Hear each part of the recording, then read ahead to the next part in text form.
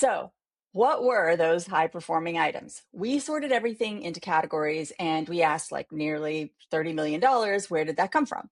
The headline news is travel and experiences were under 20% of items listed, but they drove nearly 40% of revenue per item. And these numbers combine both silent and live auctions. So the numbers for the traveling and the experiences, it will seem a little bit lower because it does include silent auction items, or excuse me, silent auction lots that were travel and experience as well.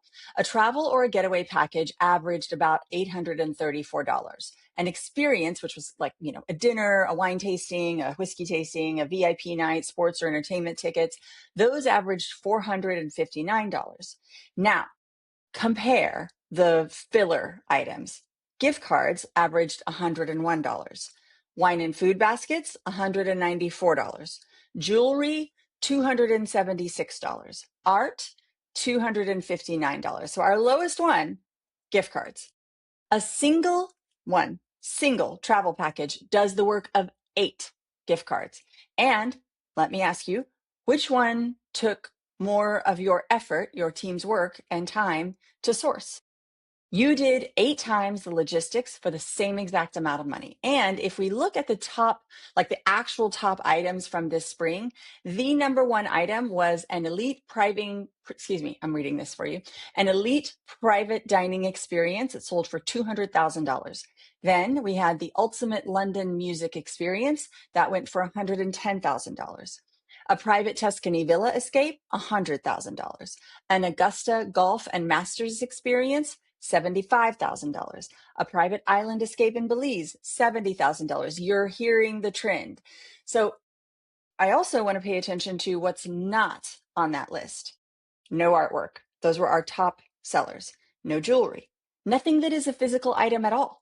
It's travel and once in a lifetime experiences, top to bottom. And almost all of those that I just listed were live auction items. So again, I'm not saying throw out the gift basket. Some donors love them. And I mean, if I'm being completely honest, when I am a guest and a bidder at events, which I still go to often, I frankly love a good gift basket. I feel like they are curated little presents full of nice surprises. When I get home, if I don't love a thing, I gift it to somebody else. And, I'm a fan. They fill out a table. They make some people happy. However, I am saying, I've got some people that like gift baskets too. Most nonprofits do their sourcing backwards. Maximum effort on the small stuff, and then like it's an afterthought on experiences where the data will tell us that the dollars, that's where they truly are. So, and I do want to be careful because there's kind of this like tempting wrong conclusion in some of these numbers.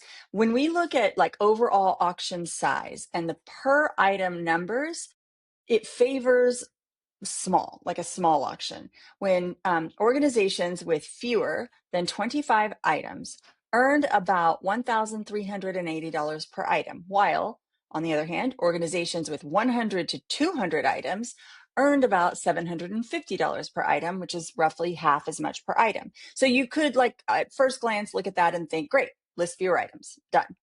However, I don't think that's necessarily true, because if we look at the total dollars, then our story flips on its head. The smaller auctions raised a median of about $16,000 total. Very good still. The bigger, however, auctions, those 200 plus or 100 to 200 plus items, those raised a median of nearly $200,000. So that's more than 10 times the money. Bigger catalogs will win on total revenue, like hands down. So the truth is that both things are true at once. And you kind of have to hold them together and make decisions that are right for you and your team. More items will raise more total money, and each additional item tends to earn a little less than the one before it. I think that's actually a really good way to think about it.